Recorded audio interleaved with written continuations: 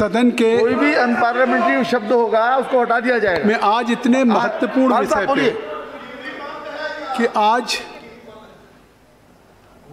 दो ऐसे विधेयक आ रहे हैं, एक the farmers produce trade and commerce promotion and facilitation bill 2020 और दूसरा bill the farmers empowerment and protection agreement on price assurance and farm services 2020। मैं समझता हूं कि ये सदन किसानों की चर्चा तो हमेशा करता रहा होगा, हमेशा किसानों के उत्पाद का उचित मूल्य मिले, किसानों का उसकी मेहनत की कमाई का लाभप्रद मूल्य मिले, हमेशा किसानों के उत्पाद की सुरक्षा हो या किसान को सशक्तिकरण किया जाए, किसान को एम्पावर किया जाए, इसमें कोई दो राय नहीं। मैं मानता हूं कि सदन में चाहे सत्ता पक्ष में बैठे हों चाहे हमारे प्रतिपक्ष के साथी बैठे हों, सभी लोग चुन करके आते हैं और सबकी जवाबदेही किसानों के प्रति है और सभी दलों की सरकारें बनी हैं। सभी ने समय समय पे किसानों के उस सशक्तिकरण की बात की, जनता ने विश्वास किया, किसानों की सुरक्षा की बात की, जनता ने विश्वास किया, किसानों के उत्पाद के लिए, किसानों की फार्मिंग, किसानों की खेती जो आज अलाभप्रद हो रही है उसको लाभप्रद करने की निश्चित तौर से जिम्मेदारी की बात कही होगी। लेकिन आज अगर आप देखें कि देश की आज़ादी के समय देश की जीडीपी में जहां कृषि का 45% योगदान था, आज वो घटते घटते 17-18% रह गया है। तो इसके लिए कौन जिम्मेदार है? हम चर्चा इस सदन में करते रहे, हमेशा किसानों के हितों की रक्षा की बात करते रहे, किसानों को मजबूत और एम्पावर और सुरक्षित उनके उत्पाद की खरीद की बात करते रहे, लेकिन कभी कदम नहीं उठाए गए। एग्रीकल्चर के रिफॉर्म के लिए कभी किसी सरकार ने कदम नहीं उठाया। अगर उठाया तो 2014 में नरेंद्र मोदी जी की सरकार आने के बाद उन्होंने एग्रीकल्चर के रिफॉर्म के कदम उठाए। आखिर इसको लाने की क्या जरूरत पड़ी कि आज किसानों को, अगर ये दो विधेयक ऐसे महत्वपूर्ण आए हैं तो इसका कारण क्या है? इसका कारण केवल एक है कि जिस तरह से 1946 में महात्मा गांधी ने कहा था कि अगर कोई व्यक्ति भूखा है तो उसके लिए रोटी ही भगवान है, और इसी कथन को हमारी सरकार ने एक मार्गदर्शी सिद्धांत माना और इसको मार्गदर्शी सिद्धांत मान करके अगर आज हम उन किसानों को एम्पावर करके उनके उत्पाद को उचित मूल्य दिलाने जा रहे हैं तो कोई कह रहा काला कानून है, कोई कह रहा ड्रैकोनियन कानून है, कोई कह रहा कि आज का दिन ऐसा नहीं होगा। मैं समझता हूं कि आज इस विधेयक के पारित होने के बाद इस देश के किसानों के अपने उपज को बेचने की आज़ादी का दिन है। आज ये निश्चित तौर से इस बात का गवाह बनेगा। और मैं कहना चाहूँगा, मैं तर्क के साथ कहना चाहूँगा कि आखिर इन विधेयकों में क्या है। आखिर जब बिल इंट्रोड्यूस किया, माननीय मंत्री जी ने, तोमर जी ने कहा कि लगातार सड़कों पे विरोध किया जा रहा है। मुख्यमंत्री पंजाब कह रहे हैं कि यहां धरना मत करिए, दिल्ली चलिए। आज एक चुनी हुई सरकार देश की एक सरकार के खिलाफ आंदोलन के लिए उकसा रही। ये किसानों का आंदोलन नहीं है, ये निश्चित तौर से साफ हो गया, ये कांग्रेस आंदोलन चलाना चाहती है। और मैं कहना चाहता हूं कि उस दिन भी कहा था कि मिनिमम सपोर्ट प्राइस जारी रहेगा, मंडियां रहेंगी। आज मंडियों में किसान अपना उत्पाद ले जाता है, कुछ लोगों के बीच में अपनी बिक्री करता है और उसको बेचने के लिए बाध्य होना पड़ता है या बिचौलियों को बेचने के लिए बाध्य होना पड़ता है। तो आज अगर वो मिनिमम सपोर्ट प्राइस भी जारी रहेगी भविष्य में, इस बात को माननीय मंत्री जी ने सदन में कहा, और अगर ये सदन में कहा उन्होंने कि मंडियां भी, एमएसपी भी रहेगी, तो फिर इसके बाद क्यों विरोध हो रहा? इसलिए कि अब उन किसानों को जो मंडियों के किसी परिसर तक केवल अपने उत्पाद को बेचने के लिए बाध्य थे, अब वो देश का किसान उन मंडियों से बाहर प्रतिस्पर्धा में भारत के किसी बाजार में अगर उसको अधिक मूल्य मिल रहा है तो बेचने के लिए आजाद है। यही है आजादी आज किसान के दिवस का। आज वो अपने उत्पाद को अंतर्राज्यीय या इंटर स्टेट, इंट्रा स्टेट दूसरे राज्यों में बेच सकता है। अभी उल्लेख किया कई सदस्यों ने, तो आखिर इसमें तो आज प्रसन्नता होनी चाहिए कि किसान को निश्चित तौर से अगर उनके उत्पाद को अगर अधिक मूल्य मिल रहा है और मंडियों में जाने पे उन पे अधिभार भी लगता था, उस पर लेवी भी लगता था। आज अब जब किसान बाहर बेचेगा तो न उस पर सेस लगेगा न उस पर लेवी लगेगी। तो आज निश्चित तौर से किसान के लिए एक स्वतंत्रता का दीवान है और उस मंडियों से, एपीएमसी से बाहर उसके निश्चित तौर से एक प्रतिस्पर्धा रहेगी जहां कई तमाम बायर लोग रहेंगे। उन बायर के सामने वो किसान स्वतंत्र है कि वो अपना लाभकारी मूल्य उसको किससे मिल रहा है। निश्चित तौर से बिचौलियों के भी खात्मा होगा। व्यापार क्षेत्र में भी किसानों को एक विकल्प मिलेगी उसकी आज़ादी का। आखिर ये सदन कब से, आज भी स्वामीनाथन की रिपोर्ट का उल्लेख हुआ, लगातार स्वामीनाथन जी की रिपोर्ट की बात हो रही है।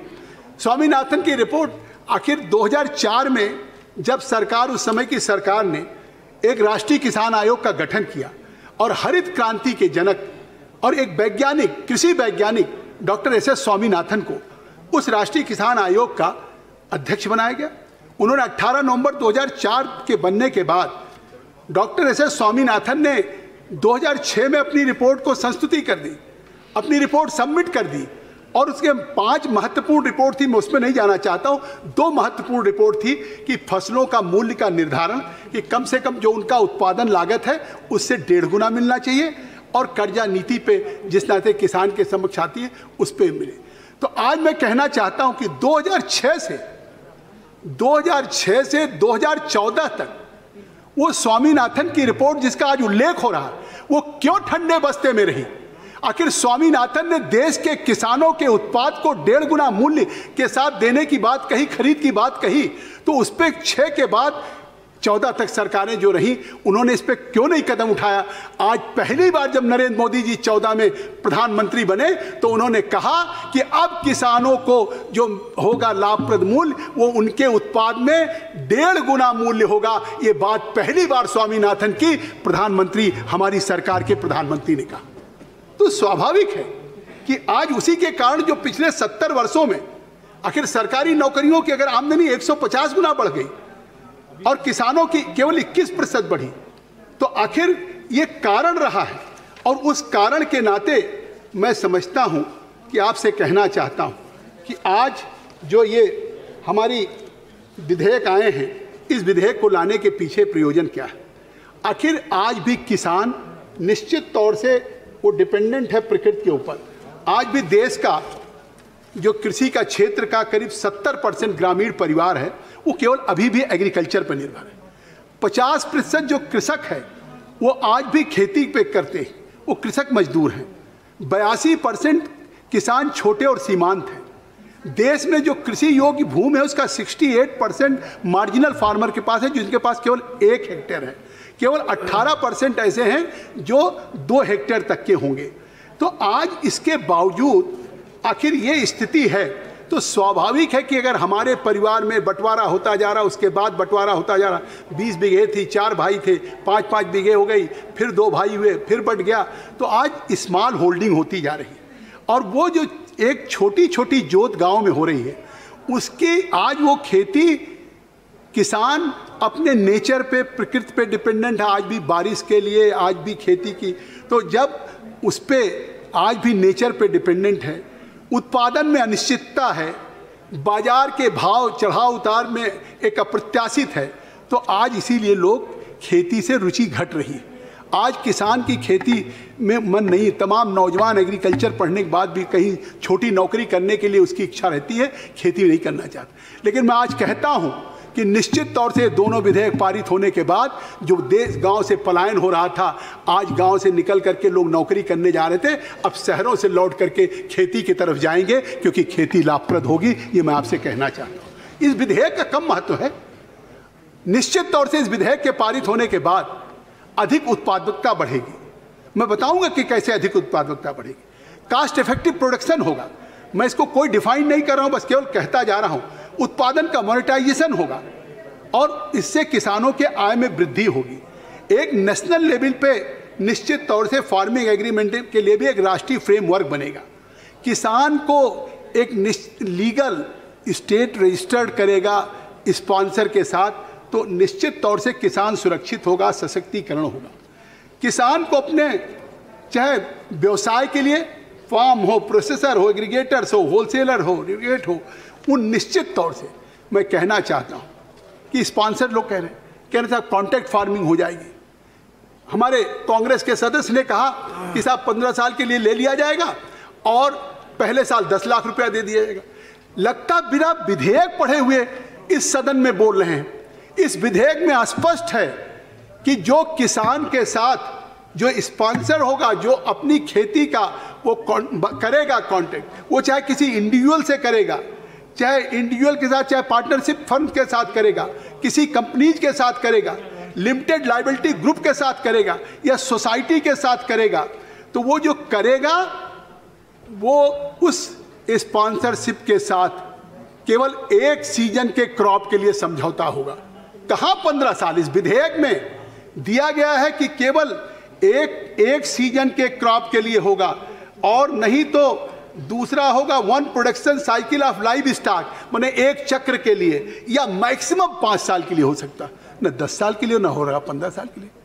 तो ये तो किसान स्वतंत्र है कि हमने अपना, और किसान की मैं देश को कहना चाहता हूं कि इस तरीके से सदन में एक बार भी नहीं उल्लेख किया कि आखिर ये किसान जो अपनी पीस ऑफ लैंड किसी स्पॉन्सर को देगा, किसी इंडिविजुअल के साथ समझौता करेगा खेती के लिए, फार्मिंग कॉन्ट्रैक्ट के लिए, चाहे किसी कंपनी के साथ, चाहे किसी के साथ, तो जिस समय वो कर लेगा, उत्पाद होने के बाद समझौता नहीं होगा।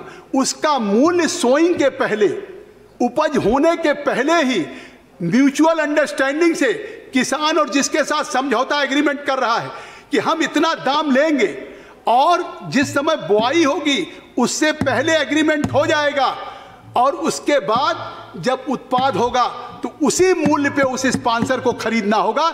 यह सुरक्षा हमारे किसानों को दिया जा रहा है। तो रिस्क इसमें ट्रांसफर हो रहा है। आज किसान का रिस्क ट्रांसफर हो रहा है उस स्पॉन्सर पे, उस कंपनी पे, उस सोसाइटी पे, उस फर्म पे हो रहा है। तो निश्चित तौर से इससे बड़ा कोई, मैं तो कहता हूं कि वाकई आज का दिन अगर नरेंद्र मोदी जी का जन्मदिन है तो निश्चित तौर से जहां सदन ने बधाई दिया है, स्पीकर साहब या हमारे आपने दिया है, लेकिन आज का दिन इस विधेयक के पारित होने के बाद ये आने वाले दिनों में किसान इसको किसान सशक्तिकरण दिवस के रूप में मनाएगा और हमेशा याद करेगा इस बात के लिए। तो जब इसमें साफ है विधेयक पढ़ लीजिए। मैं विपक्ष से अनुरोध करूंगा, आपको भी चिंता किसान की है, निश्चित तौर से मैं मानता हूं, सभी लोग, हम लोग अपने किसान का प्रतिनिधित्व करते हैं, हम लोग किसान हैं, खेती है, और उसमें जब स्टेट गवर्नमेंट को कहीं हम नहीं ले रहे, लेजिस्लेटिव कॉम्पिटेंसी के सवाल उठाया, कल्याण बनर्जी साहब ने उठाया, हमारे बिट्टू साहब ने उठाया, मैं उस पर आऊँगा, लेकिन मैं कहना चाहता हूँ कि आज भी जो ये एग्रीमेंट होगा इसका रजिस्ट्रेशन स्टेट गवर्नमेंट को ही करना होगा। वो एक रजिस्ट्रेशन अथॉरिटी बनाएगा स्टेट में और उस इलेक्ट्रॉनिक से उसका रजिस्ट्रेशन करेगा। तो निश्चित तौर से ऐसा नहीं कि वो करेगा और भाग जाएगा, साहब हम कहाँ से पैसा लेंगे, कहाँ किसान खोजेगा। जिसके साथ एग्रीमेंट है स्टेट के डोमेन में है, स्टेट उनका रजिस्ट्रेशन करेगा, उनके इलेक्ट्रॉनिक रजिस्ट्रेशन होगा, तो निश्चित तौर से वो कहीं भी उसकी बाध्यता होगी। और एग्रीमेंट जो होगा वो एग्रीमेंट उनका परस्पर सहमति से समझौता होगा। और कभी आज तक इस सदन में कोई ऐसा भी कानून बना था? कृषि के उत्पाद की बात तो होती थी, मिनिमम सपोर्ट प्राइस की बात तो होती थी, लेकिन अभी तक कभी फार्म सर्विसेज की बात कभी नहीं हुई। मैं बधाई दूंगा आदरणीय तोमर जी, अपनी सरकार को बधाई दूंगा कि हिंदुस्तान की आजादी के बाद जो इससे पहले होना चाहिए था, आजादी के इतने सालों बाद आज फार्म सर्विसेज की बात हो रही है। ये फार्म सर्विसेज है क्या? आखिर आपने विधेयक पढ़ा होगा। फार्म सर्विसेज का तात्पर्य यह है कि उस किसान का जिससे एग्रीमेंट करेंगे उसको सप्लाई ऑफ सीड करेंगे। आज किसान शहर में भटकता है अच्छा उन्नतशील बीज लेने के लिए, पेस्टिसाइड के लिए, फर्टिलाइजर के लिए, यूरिया के लिए, एनपीके के लिए कितना दिक्कत होती है, एग्रोकेमिकल्स के लिए, मशीनरी के लिए, टेक्नोलॉजी के लिए, एडवाइस के लिए। मैं कहाँ तक कहूँ? आखिर इन चीज़ों से उसको मुक्ति मिल जाएगी। और किस तरीके से उसको फार्म सर्विसेज में जो उसका स्पॉन्सर है वो उसको अच्छे उन्नतशील बीज देगा, क्योंकि वो भी चाहेगा कि जब हमने इस जमीन पे कांटेक्ट किया है तो इस जमीन पे कांटेक्ट करने के बाद निश्चित तौर से इस पे अच्छी उत्पाद हो, अच्छा सीड तैयार हो, जिससे न केवल हम उसको इस देश में बेचें बल्कि दुनिया की प्रतिस्पर्धा में बेचें। जीडीपी की चिंता आप कर रहे हैं, आज भी आप निश्चित तौर से हमारे जो हमारी सरकार ने एग्रीकल्चर का रिफॉर्म किया है, उसी एग्रीकल्चर रिफॉर्म की देन है, आज एग्रीकल्चर रिफॉर्म की देन है कि 2020 का जो फर्स्ट क्वार्टर की रिपोर्ट आई है, आज पूरा दुनिया कोरोना के वैश्विक चुनौती से जूझ रहा है। निश्चित तौर से जीडीपी घटी है, लेकिन आज मैं भारत के किसानों को बधाई देता हूं कि 3.4% की वृद्धि कृषि क्षेत्र में हुई है, जो इस देश के किसानों को जा रहा है। आप कह रहे हैं कि साहब किसानों के लिए काला दिन होगा, काला दिन होगा। जिस समय लॉकडाउन था, दुनिया अपनी जान के लिए, दुनिया के तमाम मुल्क परेशान थे, ब्रेड बटर के लिए लोग सड़कों पे आ रहे थे। उस समय 80 करोड़ लोगों को भारत के प्रधानमंत्री ने कहा कि हम 3 महीने के लिए 5 किलो गेहूं चावल हम प्रति यूनिट देंगे, अगर 7 लोग हैं तो 35 किलो, 1 किलो दाल देंगे। फिर 3 महीने के बाद उसको 3 महीना उन्होंने बढ़ा दिया। 46,000 करोड़ का खाद्यान्न हमने इस लॉकडाउन में देश के जरूरतमंदों को दिया है। तो निश्चित तौर से हमें चिंता नहीं थी इस बात की।